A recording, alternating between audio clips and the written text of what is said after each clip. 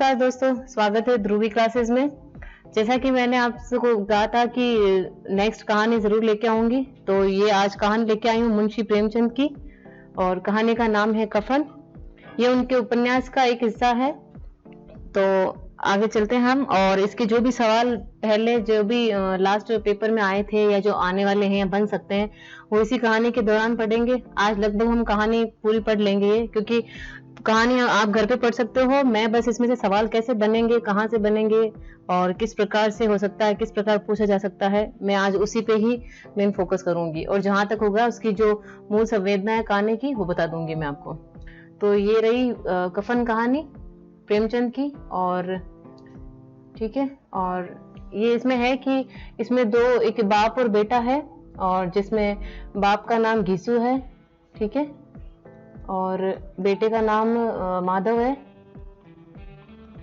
और इनकी माधव की एक पत्नी है, तो वो अपने मतलब प्रसव पीड़ा में थी, और इस प्रकार की कहानी की शुरुआत होती है। तो ये इस प्रकार है कि झोंपड़े के द्वार पर बाप और बेटा दोनों एक बुझे हुए अलाव के सामने चुपचाप बैठे थे। तो जैसे ऐसे सवाल बन सकता है कि दोनों जब कहानी प्रारंभ होती है तो घीसू और माधव कहाँ बैठे थे, कि झोंपड़े के द्वार पे या गांव की चौपड़ पे। इस प्रकार 4 ऑप्शन देके आपसे सवाल पूछा जा सकता है, तो ये थोड़ा ध्यान में रखना चाहिए। और अंदर बेटे की जवान बीबी बुधिया, ये जैसे नाम पूछा जा सकता है कि बुधिया किसकी पत्नी थी, घीसू की, माधव की, या कोई 2 नाम और देके पूछ ले। और वो उस ऐसे पूछा जा सकता है कि वो किस प्रकार की वेदना से परेशान थी, तो ये प्रसव पीड़ा में थी वो उस वक्त। तो ऐसे सवाल पूछा जा सकता है। और फिर रह रह के उसके मुंह से ऐसी हिला देने वाली आवाज निकलती थी कि दोनों कलेजे थाम लेते थे। जाड़ों की रात थी। ये जो खास खास लाइनें हैं उनको अंडरलाइन करके और बार बार रिवाइज करने से क्या है कि चीजें थोड़ी जो प्रश्न आते हैं वो आसानी से ठीक हो जाते हैं। फिर एक था है कि घीसू ने कहा कि मालूम होता है बचेगी नहीं। अब जैसे कई बार आपको पता हो तो सेंटेंस आ जाता है कि किसने क्या कहा या किसने किससे कहा, ऐसे। तो ये हो सकता है कि जैसे घीसू का है ये वाक्य कि मालूम होता है बचेगी नहीं, सारा दिन दौड़ते ही रह गया, जा देख तो आ। फिर माधव चिढ़ता है। अब जैसे कि माधव बोलता है कि मरना ही है तो जल्दी मर क्यों नहीं जाती, देख कर क्या करूं। तो वो बोलता है कि तू बड़ा बेदर्द है बे साल भर। अब जैसे देखो ये अभी जो 2022 में जो पेपर हुआ था फर्स्ट ग्रेड का, उसमें ये सवाल आया था कि माधव की शादी को कितना वक्त हो गया था, तो उसमें था कि साल भर, मतलब 1 साल। उसमें ऑप्शन थे 1 साल, 2 साल, 3 साल, 4 साल। तो उसमें देखो साल भर, यहाँ से बिल्कुल छोटा सा सवाल उठाया गया, लेकिन अगर जिन्होंने कहानी ध्यान से पढ़ी हो उन्होंने वो सवाल सही किया होगा, वरना नहीं कर पाते, क्योंकि इतना ध्यान जाता नहीं है इतने छोटे से टॉपिक पे। ठीक है, तो ये साल भर उनकी शादी को हुआ, यानी देखो ये इस लाइन के साथ कह सकते हैं कि जिसके साथ साल भर से सुख चैन से रहा उसी के साथ इतनी बेवफाई, तो मुझसे तो उसका तड़पना और हाथ पांव पटकना देखा नहीं जाता, ये घीसू ने कहा था। अब जैसे ये चमारों का कुनबा, ये जो लाइन है, यहाँ से भी प्रश्न बन सकता है कि वो किस प्रकार की मतलब बस्ती में रहते कि चमार में, या कोई 2-4 ऑप्शन दूसरी और किसी कास्ट का देके पूछ लेते हैं। तो घीसू 1 दिन काम करता तो 3 दिन आराम करता, और माधव उसका भी बड़ा, उससे भी बड़ा कामचोर, कि वो आधे घंटे काम करता तो घंटे भर चिलम पीता। ठीक है, इसी प्रकार इनका आगे चलते हैं। मेरा अभी मेन यही है कि मैं आपको सवालों की जो पैटर्न है वो बताऊं, बाकी कहानी तो आप आराम से पढ़ ही सकते हैं। अब इस प्रकार है कि जैसे वो लकड़ियां तोड़कर अपना पेट भरते थे, और फिर माधव बाजार में जाकर बेच आता था, और जब बिल्कुल पैसे नहीं होते थे तो फिर ये दोनों लकड़ियां तोड़ने का काम करते थे या फिर मजदूरी तलाश करते। लेकिन गांव में इनको कोई काम देता नहीं था, क्योंकि ये लोग काम करते नहीं थे, इतने आलसी थे। और अब जैसे किसानों का गांव था ये, ठीक है। अब ऐसे ये भी बिल्कुल अगर जिन्होंने ध्यान से नहीं देखा तो पूछ सकते हैं कि किस प्रकार की कहानी है, ग्रामीण शहरी। तो ये किसानों का गांव तो ग्रामीण प्रकार की कहानी है, और मेहनती आदमी के लिए 50 काम थे, पर ये दोनों ठहरे कामचोर, तो इनको कोई काम भी नहीं देता, और कोई दे भी देता तो तब देता जब 2 लोगों का काम कोई एक में ही पाकर। जैसे देखो ये लाइन है कि उसी वक्त बुलाते लोग जब 2 आदमियों से एक का काम पाकर भी संतोष कर लेने के सिवा और कोई चारा ना होता। यानी इतने कामचोर और इतने आलसी थे। और घर में मिट्टी के 2-4 बर्तनों के सिवा कोई संपत्ति नहीं। अब ऐसे पूछा जा सकता है कि इनके पास क्या संपत्ति थी, बहुत सारे मकान, खेत खलियान, या 2-4 मिट्टी के बर्तन। सवाल पूछने वाला कैसे भी, जैसे वो साल भर वाला सवाल उठाया तो ये भी सवाल बन सकता है। फटे चित्रों में अपनी नग्नता को ढके हुए जीते जाते थे, संसार की चिंताओं से मुक्त, कर्ज से लदे हुए, गालियां भी खाते, मार भी खाते, मगर कोई भी गम नहीं। दिन इतने थे कि वसूली की आशा न करने पर भी लोग इन्हें कुछ न कुछ कर्ज दे देते थे और मटर आलू की फसल से दूसरों के खेतों से मटर आलू उखाड़ कर भून भून कर खा लेते। ठीक है, जैसे उस प्रकार जब कहानी शुरू होती तो बताते हैं कि ये अलाव के पास बैठे थे और आलू खा रहे थे। अब घीसू ने आकाशवृत्ति से 60 वर्ष की। अब जैसे ये सवाल बन सकता है, जैसे वो 2 वर्ष का 1 वर्ष का सवाल बना था ना, वैसे ये कि घीसू कितने साल का था, ये 60 वर्ष का। ठीक है, जैसे 60, 70, 80, 90, 85, 55 ऐसे 4 ऑप्शन देखे और बिल्कुल उलझाने वाला जो होगा वो उलझा सकता है कि ये 60 वर्ष की उम्र इसने काट दी। और माधव भी सपूत की तरह सपूत बेटे की तरह बाप के पद चिन्हों पर चल रहा था, बल्कि उसका नाम तो और भी उजागर था।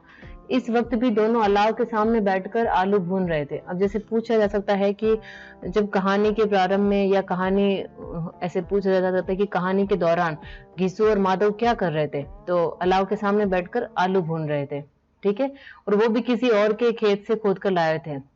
घीसू की स्त्री का तो बहुत दिन हुए देहांत हो गया। अब जैसे पूछा जा सकता है कि घीसू की स्त्री मतलब क्या थी, कहाँ थी, तो ऐसे कि इनकी स्त्री का देहांत हो गया था, वो अभी नहीं थी।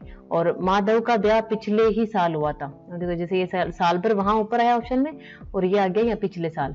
ठीक है, ये पिछले साल यहाँ पे जब से ये औरत आई थी इसने इस खानदान में व्यवस्था की नींव डाली।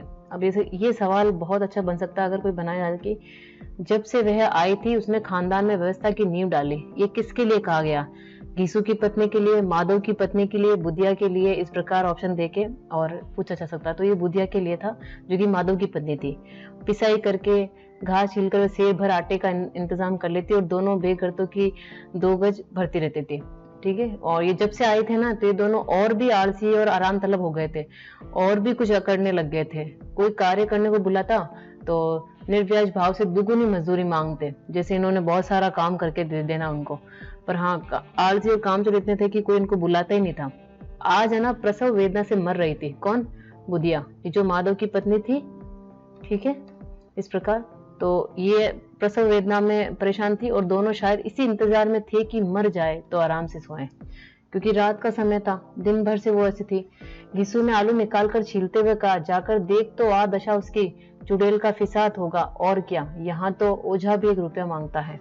इस प्रकार घीसू और अपने आपस में बातें करते रहते हैं। और अब माधव को ये भय था। अब देखो यहाँ पे है ना कितनी संवेदनहीनता दोहराई, मतलब यहाँ इन्होंने मुंशी प्रेमचंद ने बड़ा प्रहार किया है कि माधव को भय था कि वह कोठरी में गया तो घीसू आलूओं का बड़ा भाग साफ कर देगा। मतलब उसे अपनी पत्नी के मरने की चिंता नहीं, जितना ये है कि मतलब बाप और बेटे का जो रिश्ता होता है वो कितना कमजोर था वहां पे, कि उसको डर था कि कहीं वो आलू पूरा नहीं खा जावे।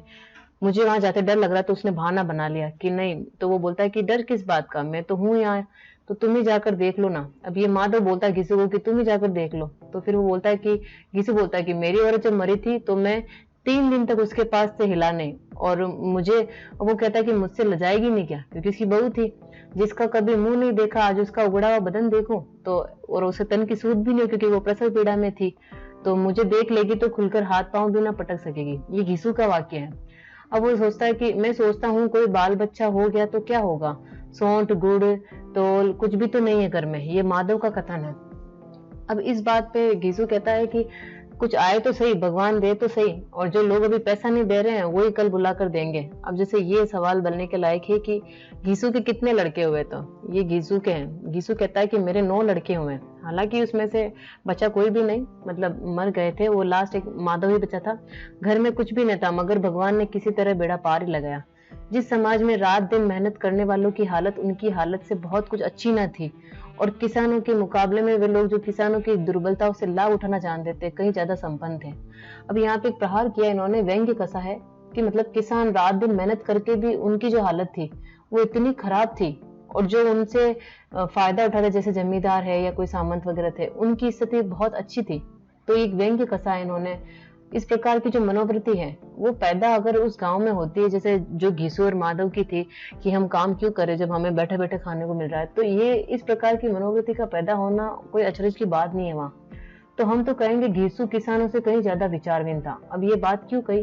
क्योंकि घीसू को पता था कि हम कितनी भी मेहनत कर लें, कुछ भी कर लें, ये जो जितने भी जमींदार है सारा उनका हड़प ही लेंगे, वो उनसे ज्यादा संपन्न रहेंगे, हमेशा से थे और आगे भी रहेंगे। तो जब इतनी मेहनत करने के बाद भी किसानों की इतनी बुरी हालत है, तो इसलिए तो घीसू तो फिर ना मेहनत करके अच्छी खासी अपनी रोटी खा लेता, वो तो और ज्यादा उसे ठीक है। तो किसानों के विचार सुनने समूह में शामिल होने के बदले बैठकबाजों की कुछ संगति मंडली में जा मिलता था।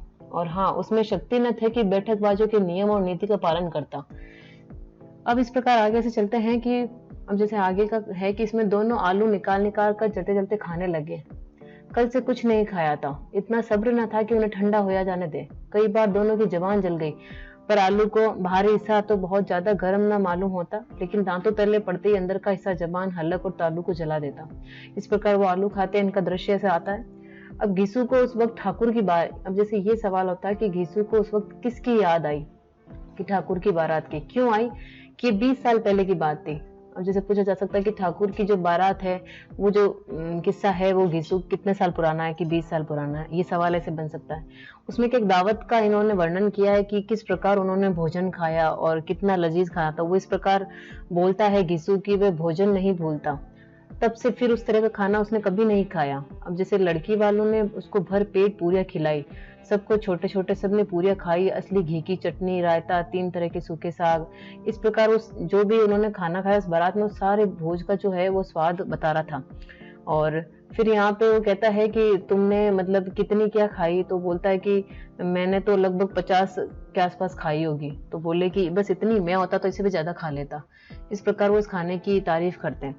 और माधव जो है, जैसे वो घीसू बताता है कि इस प्रकार ऐसा खाना था, रायता था और ये मिठाइयाँ थी, सब्जी, तो वो माधव इन पदार्थों का मन ही मना मतलब मजा लेते हुए बोल रहा है कि काश हमें भी कोई ऐसा भोजन खिलाए। तो इस प्रकार, क्योंकि उन्होंने उसके बाद कभी खाया ही नहीं, अब कोई खिलाएगा।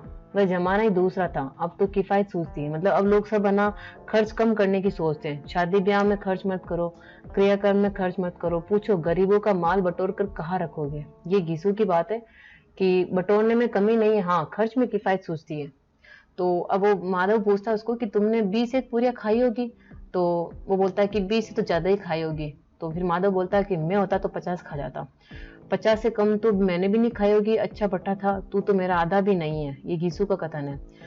फिर वो कहते हैं कि आलू खाकर दोनों ने पानी पिया और अलाव के सामने धोती ओढ़कर दोनों पैर पसार के सो गए। अब ऐसा लग रहा जैसे कोई दो बड़े बड़े अजगर जो है गडूलियां मारकर बैठे हों। और बुधिया का अभी उन्होंने देखा नहीं कि वो जिंदा है, मर गई, और बुधिया अभी भी दर्द में थी। और सवेरे देखते हैं तो पता चलता है कि स्त्री उसकी मर चुकी थी। और अब जैसे ये कितना मतलब दर्दनाक उनका वो उन्होंने मुंशी प्रेमचंद ने दृश्य दिखाया है कि जैसे उसकी स्त्री ठंडी हो गई, उसके मुंह पर मक्खियां भिनक रही थी। मतलब अगर इस प्रकार का कोई वाक्य पढ़ते हैं तो हमारे सामने वो दृश्य आ जाता है। तो उनमें एक बड़ी क्षमता थी कि वो बिंब भी अपने आंखों के सामने प्रस्तुत करने की रखते थे। पथराई हुई आंखें ऊपर टंगी हुई थी, सारी देह धूल से लथपथ हो रही थी, उसके पेट में बच्चा भी मर गया था। अब माधव भागा और घीसू के पास गया और दोनों जोर जोर से हाय हाय करके छाती पीटने लगे। पड़ोस वाले आए, रोना धोना सुना। अब उनको ये चिंता हो रही थी कि अब ये मरी जो तो मरी, लेकिन अब कफन और लकड़ी की फिक्र होने लग गई उनको, कि क्योंकि घर में उनके ना पैसा था और ना कुछ और। तो दोनों बाप बेटे रोते हुए जमींदार के पास गए। अब जैसे ये सवाल आ सकता है कि वो दोनों रोते हुए किसके पास गए? जमींदार के पास। कि क्यों गए थे? ताकि कफन और लकड़ी के लिए। जैसे लकड़ी का तो इधर उधर से लाके उन्होंने काम कर लिया, लेकिन कफन कहाँ से लावे, उसके तो पैसे लगेंगे। तो वो सबसे पहले जमींदार के पास गए। तो ये घीसू गया था और जमीन पर सर रखकर आंखों में आंसू भरकर बोला, सरकार बड़ी विपत्ति में हूँ। माधव की घरवाली रात को गुजर गई, रात भर तड़पती रही सरकार, हम दोनों उसके सिराने बैठ रहे। इस प्रकार वो वाक्य बताता है, उसको बोलता है कि मतलब झूठ बोलता है कि हम दोनों वहां रात भर रहे और जो भी कुछ था हमने तो दवा दारू में लगा दिया, जबकि असलियत ये थी कि वो देखने भी नहीं गए कि वो कैसी है। तो इस प्रकार वह मतलब वो उसको बताता है कहानी की, मतलब चाहता है कि वो उसकी मदद करे। तो उसने फिर दिया और जमींदार क्या है कि वो मर गई, तो उसके नाते उन्होंने जमींदार ने थोड़ा सा दयालु दिखाई। और मतलब हालांकि उसको पता था कि घीसू पर दया करना जैसे कंबल पर रंग चढ़ाने वाला है ना। ये लाइन अच्छी है, मतलब सवाल में पूछे जैसे कि अगर 4 ऑप्शन दे दे कि कौन सी लाइन इसमें आई है नहीं है, तो ये है कि घीसू पर दया करने का मतलब है कि कंबल पर रंग चढ़ाना। तो वो उसको कुछ पैसे देता है, तो बुलाने पर भी नहीं आता। आज जब गरज पड़ी तो आकर खुशामद कर रहा है। ये जमींदार के शब्द है, हरामखोर कहीं का, बदमाश। लेकिन फिर भी वो क्या करे, उसने जी में कूदते हुए 2 रुपए, जैसे यहाँ पे देखना कि जमींदार ने कितने रुपए दिए थे उसको, 2 रुपए, मगर सांत्वना का शब्द ना निकला उसके। फिर उसने बस ऐसे लगा कि हाँ ठीक है, उसकी पत्नी मर गई तो पैसे दे देता हूँ। अब जमींदार साहब ने 2 रुपए दिए, तो अब इसी जमींदार साहब के नाम का मतलब ढिंडोरा पीट के उसने क्या करे, जितने भी गांव में कोई बनिए महाजन थे सबसे करके उसने टोटल 5 रुपए इकट्ठे कर लिए थे। अब जैसे किसी ने 4 आने दिए, किसी ने 50 पैसे दिए, किसी ने कितना दिया, ऐसे करके देखो ये कितने रुपए इकट्ठे किए, ये 5 रुपए। ये सवाल बनने जैसा है कि गीसू और माधव ने कितने रुपए इकट्ठे कर लिए थे, 5 रुपए। अब ये दोनों कफन लेने के निकले, ठीक है। अब कफन लेने के लिए निकले, लेकिन ये कफन नहीं लाके कहीं और चले गए। अब देखिए आगे कहानी में कैसे क्या हुआ कि जैसे अब ये बातें कर रहे हैं कि मतलब कैसे भी करके अपने आप को सही साबित करने की, कि कैसा बुरा रिवाज है, जिसे जीते जी तन ढाकने को कपड़ा ना मिला उसे मरने पर कफन चाहिए। कफन लाश के साथ ही तो जल जाता है, और रखा क्या, यही 5 रुपए पहले मिलते तो कुछ दवा दारू में लगा देते।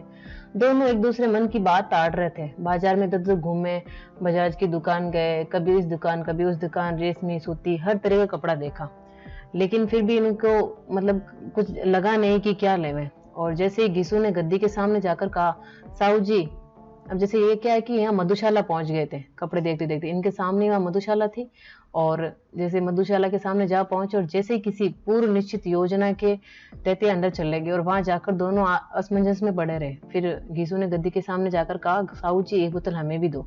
मतलब कफन लेने गए उस 5 रुपए का, और ये पहुंच गए शराब खाने।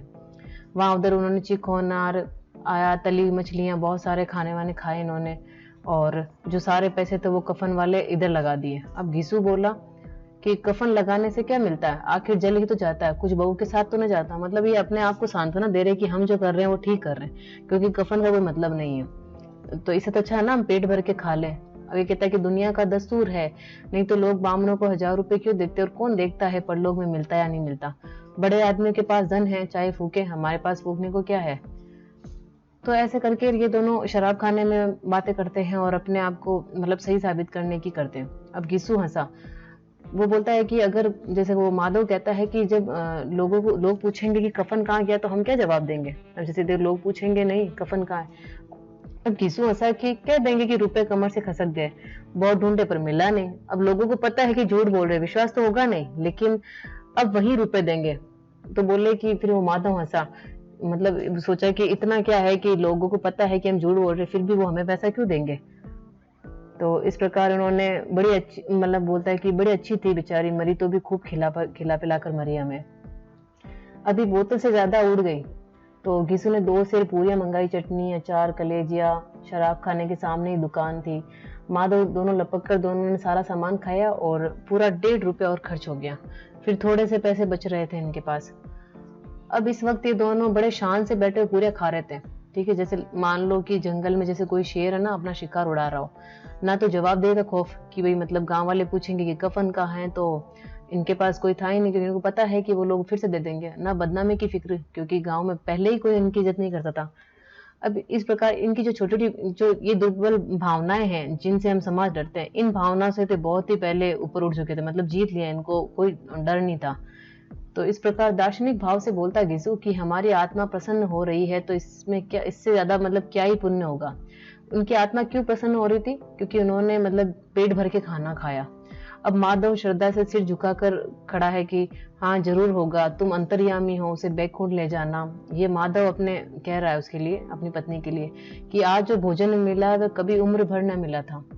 इस क्षण माधव में एक शंका जागी, क्या, कि बोला, क्यों दादा, हम लोग भी तो एक न एक दिन जाएंगे ही।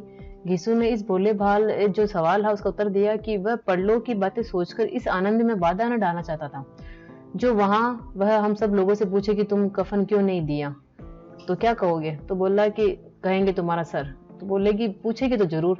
तो बोलता है कि तू जानता है उसे कफन ना मिलेगा। ये घीसू के शब्द है। घीसू इतना दार्शनिक भाव से बोलता है कि क्योंकि घीसू ने 60 वर्ष की उम्र पूरी की थी, उसे सब पता था कि भले ही वो कफन खुद ने, जब उन्होंने 5 रुपए मिले उन्होंने सारे शराब खाने में उड़ा दिए, पर उनको पता था कि गांव वाले फिर भी कफन, अब ये है कि उनके हाथ में नहीं मिलेगा पैसा, वो गांव वाले खुद ही लाएंगे और खुद ही उसका करेंगे, लेकिन कफन तो मिलेगा उसे। तो वो कहता है, इसी भावना से कहता है कि तू जानता है कि उसे कफन ना मिलेगा, तू मुझे ऐसा गधा समझता है, 60 साल क्या दुनिया में घास खोदता रहा, उसको कफन मिलेगा, इससे बहुत अच्छा मिलेगा। माधव को विश्वास नहीं आया कि भाई क्यों, इतने रुपए और कौन देगा, रुपए तो सारे तुमने चट कर दिए, और पूछेगी तो मुझसे, क्योंकि मांग में तो सिंदूर मैंने डाला, उसके मतलब पत्नी तो मेरी थी वो। तो गिसु मतलब गरम होकर बोला कि मैं कहता हूँ ना उसे कफन मिलेगा, तू मानता क्यों नहीं है? तो बोलता कौन देगा? बोल अब इसकी बात आई है कि वही लोग देंगे जिन्होंने इस बार दिया, हाँ अब की बार हमारे हाथ में ना आएंगे। इस प्रकार वो करके और सारी बात उसको बताता है। फिर कोई मतलब ऐसे वो वहां पे उस वातावरण के सुरूर में इतने नशे में चूर हो गए थे, उनको बिल्कुल होश नहीं था। और फिर वहां जाते हैं और कुछ देर के लिए सब भूल जाते हैं कि मतलब क्या चल रहा है, क्या नहीं। दोनों बाप बेटा भी मजे लेकर चुस्कियां ले रहे थे। सबकी निगाह मतलब इनकी ओर जमी थी कि दोनों कितने भाग्य के बल्ले, पूरी बोतल बीच में है। फिर उन्हें भर पेट कर माधव ने सारी पूड़ियां खाई और कुछ एक पूड़ियों का एक पलतन उठाकर एक भिखारी को दे दिया। जैसे कि यहाँ भी भिखारी का भी जिक्र हुआ है, तो ये भी ध्यान रखना। और भूखी आंखों से देख रहा था उनको, तो जो देने का गौरव है, मतलब थोड़ा कुछ बचा हुआ खाना उसने उनको भी दे दिया। अब ये देने का जो गौरव है, आनंद है, उल्लास है, उसका उसने अपने जीवन में पहले बार अनुभव किया, क्योंकि उनको तो खुद के ही खाने के मतलब नहीं मिलता था, तो दूसरों को क्या देवे। तो इन्होंने पहली बार ही अपने जीवन में अनुभव किया था। जैसे प्रश्न बन सकता है कि उन्होंने अपने जीवन में किस अनुभव का पहली बार किया था, कि जैसे देने का जो गौरव है या आनंद है, उल्लास है, इस प्रकार का। अब किसी ने कहा कि ले जा, खूब खा और आशीर्वाद दे। ये किसको कहा? उस भिखारी को कहा कि जिसकी कमाई है, मतलब उस कफन के पैसे से ही तो उन्होंने सारा कुछ खाया पिया। मतलब उस अब बुधिया के लिए कह रहा है कि जिसकी कमाई है वह तो मर गई, पर तेरा आशीर्वाद उसे जरूर पहुंचेगा।